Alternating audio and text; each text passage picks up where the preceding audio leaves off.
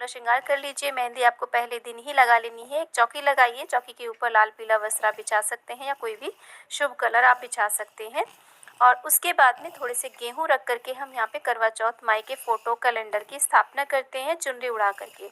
तो जो भी आपके पास हो उनकी आप स्थापना करिए। इस तरीके से देखिए करवा चौथ माई की हमने यहाँ पर स्थापना कर दी है।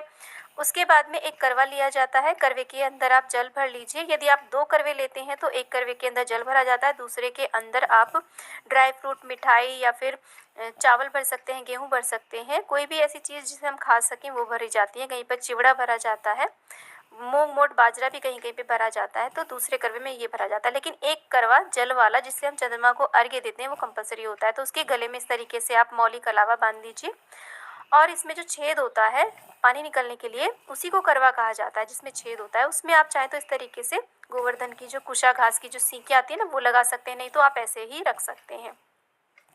और इसके चारों ओर इस तरीके से देखिए 13-13 टिक्कियाँ हमें देनी होती हैं रोली की।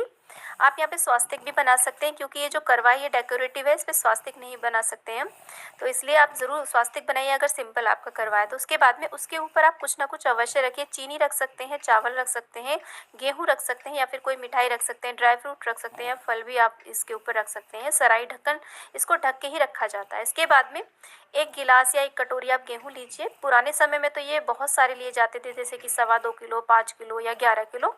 और उसके बाद में पूजा के स्थान पर ये रख लिए जाते थे। कुछ दक्षिणा ज़रूर रखिए उस पर, और उसमें कलावा बांध करके उसका भी हम टीका करेंगे। बाद में इसे दान दिया जाता है किसी को भी, जो भी आपको कथा सुनाने आए, या फिर आप मंदिर में ब्राह्मणी को भी दान कर सकते हैं या किसी भी ज़रूरतमंद को आप ये दान में दे सकते हैं।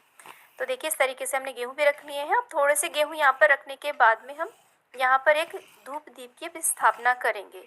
अब करवा कहीं कहीं पर तो 2 भी लिए जाते हैं, कहीं पे 3 भी लिए जाते हैं। आप चाहें तो यहाँ पर खांड का करवा जो बना हुआ आता है ना, चीनी का करवा बना हुआ आता है, आप उसकी भी यहाँ पे स्थापना कर सकते हैं, उसका भी दान दिया जाता है। एक करवा चंद्रमा को अर्घ्य देने के लिए ज़रूर होता है, बाकी के जितने भी करवे रखे जाते हैं वो सब दान दिए जाते हैं। मिट्टी का रखिए, आप चाहें तो धातु का करवा भी यहाँ पर ले सकते हैं। मिट्टी का करवा हर साल हमें नया लेना होता है, लेकिन धातु का करवा आप बार बार यूज़ कर सकते हैं। तो इस तरीके से हमने धूप दीप की स्थापना कर दी है।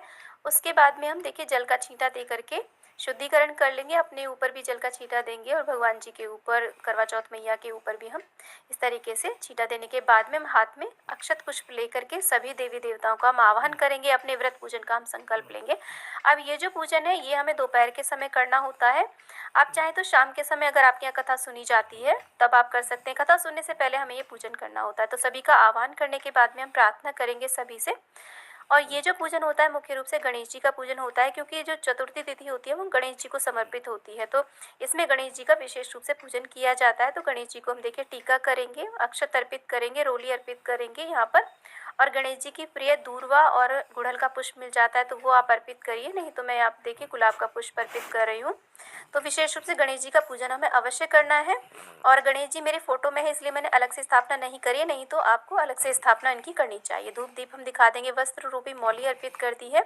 आप चाहें तो जनेऊ भी यहाँ पर अर्पित कर सकते हैं।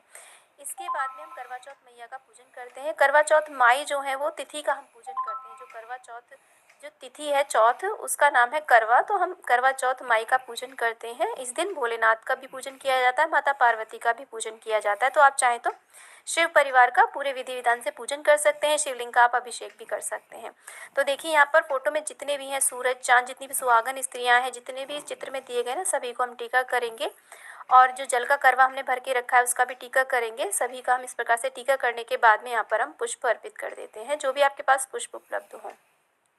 तो फ्रेंड्स, इससे पहले जो मैंने पूजा विधि, करवा चौथ की जो पूजा विधि की वीडियोस दी हैं उसमें पूरे विस्तृत तरीके से कलश स्थापना करके मैंने पूजा विधि करके बताइए। आप चाहें तो उन वीडियोस को भी देख सकते हैं यदि आप पूरी विस्तृत विधि जानना चाहते हैं। तो देखिए हमने पुष्प अर्पित करने के बाद में करवा चौथ माई को हम सुहाग की सामग्री अर्पित करेंगे। सुहाग की सामग्री देखिए आप चाहें तो 16 श्रृंगार अर्पित कर सकते हैं, आप चाहें तो 5 या फिर 7 तरह के आप श्रृंगार के सामान भी अर्पित कर सकते हैं। 4 तो हमें कम से कम करने ही चाहिए। उसके साथ में जो भी आपके पास भोग प्रसाद उपलब्ध हो, जैसे कि मिठाई हो, मिठाई का आप भोग लगाइए। ऋतुफल जितने भी प्रकार के आपको मिल जाएं। वैसे चौथ का दिन है तो 4 अंक का विशेष महत्व रहता है, तो आप 4 प्रकार के या फिर संख्या में 4 चीज़ों का आप भोग लगाइए, माता को अर्पित करिए। उसके बाद में अगर आपके पास मेवा हो तो मेवा का भी आप भोग लगाइए। इस सामग्री में से हम जब हम बायना निकालते हैं ना तो उसमें भी दिया जाता है। और इसी के साथ में देखिए यहाँ पर हम जल का एक पात्र भर के रखते हैं और उसके ऊपर लोटा भर के रखते हैं कथा सुनने के लिए। उसके ऊपर 13-13 टिक्कियाँ यहाँ पर रोली की दी जाती हैं इस तरीके से। और कथा किसी के यहाँ पे दोपहर में सुनी जाती है, किसी के यहाँ पर शाम में सुनी जाती है। तो दोपहर में सुनी जाती है तो इसे सूर्य को अर्घ्य दे दिया जाता है, और शाम को सुनते हैं तो चंद्रमा को अर्घ्य दे दिया जाता है इसका। और उसके बाद में हाथ में 13 दाने आप गेहूं के ले लीजिए या फिर चावल के ले लीजिए, और कुछ दूर्वा अवश्य रूप से इस पर रख लीजिए। तो उसके बाद में करवा चौथ माई की कथा सुनी जाती है। कथा सुनते समय जो गेहूं के दाने आपने लिए हैं उन्हें आप अपने पल्लू में बांध लीजिए। रात को जब चंद्रमा को अर्घ्य देंगे तो उन्हीं से अर्घ्य दिया जाता है। थोड़े से दाने इस जल के लोटे में भी आप डाल लीजिए। और इसी के साथ में देखिए शाम को सूर्यास्त होने से पहले बायना निकाला जाता है। बायने में आप सूट, साड़ी, श्रृंगार की सामग्री और कुछ दक्षिणा ज़रूर रखें। और उसी के साथ में जो भी आपने भोजन बनाया हो वो आप ज़रूर रखिए उसमें से। और यहाँ पर जो भी हमने फल, मेवा, मिठाई लगाई है भोग में वो आप यहाँ पर रख करके बायना दिया जाता है। बायना सासू माँ को दे सकते हैं, सासू माँ नहीं है तो आप ननद को या जेठानी को या ससुराल पक्ष में कोई भी सुहागन महिला हो, आपसे बड़ी हो, जिसके आप पैर छूते हो, आप उन्हें दे सकते हैं। ब्राह्मणी को दे सकते हैं या फिर कोई भी गरीब आपको सुहागिन स्त्री मिल जाती है आप उसको भी दान में दे सकते हैं। इसके